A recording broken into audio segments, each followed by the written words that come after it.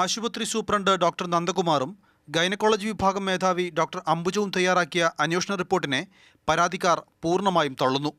പ്രസവവേദനയെ സംബന്ധിച്ച് റിപ്പോർട്ട് പറയുന്നത് ഇതാണ്. മൂത്രമൊഴിക്കണമെന്ന് പറഞ്ഞു. അപ്പോൾ അവർ തന്നെ സ്വയം എണീറ്റ് മൂത്രമൊഴിക്കാൻ പോവാണ്. അപ്പോൾ ഈ പ്രസവാവസ്ഥയുള്ള സാധാരണ സ്ത്രീകൾക്ക് അങ്ങനെ വേദന കൊണ്ട് എണീക്കാൻ പറ്റില്ല. എന്നാൽ യുവതിയും അമ്മയും പറയുന്നത് ഇങ്ങനെ: വേദനയായി വരുന്നുള്ളൂ. ഇതിന് മുന്നേ ഞങ്ങൾ അഡ്മിറ്റായിട്ട് കിടന്നപ്പോൾ തന്നെ എത്ര വേദന ഉണ്ടായാലും ഒരു പറയായിട്ടില്ല.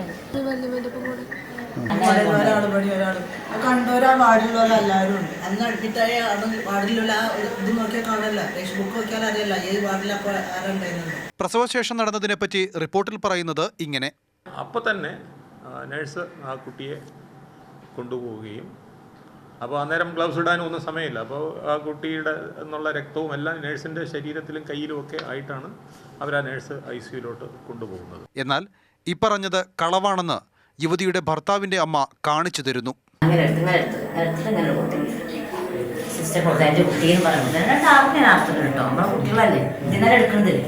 അന്വേഷണം നടത്തിയവർക്ക് മുമ്പിൽ മണിക്കൂറുകളോളം മൊഴി നൽകിയിട്ടും അതൊന്നും റിപ്പോർട്ടിൽ വരാത്തതെന്തെന്ന് കുഞ്ഞിൻ്റെ അച്ഛൻ ചോദിക്കുന്നു. ഇത് പൂർണ്ണമായും ഒരു ആശുപത്രി ജീവനക്കാരെ സംരക്ഷിച്ചു എന്നാണ് ഈ റിപ്പോർട്ടിൽ നിന്ന് ഞങ്ങൾക്ക് മനസ്സിലാക്കുക. ഞങ്ങൾക്ക് ഇതിന് ഒരു നീതിയും കിട്ടിയിട്ടില്ല. പുതിയ പരാതി മനുഷ്യാവകാശ കമ്മീഷനും ജില്ലാ കലക്ടർക്കും നൽകുമെന്ന് ബന്ധുക്കൾ പറഞ്ഞു. PV സന്ദീപിനൊപ്പം മുഹമ്മദ് നൌഫൽ, മാതൃഭൂമി ന്യൂസ്, മലപ്പുറം.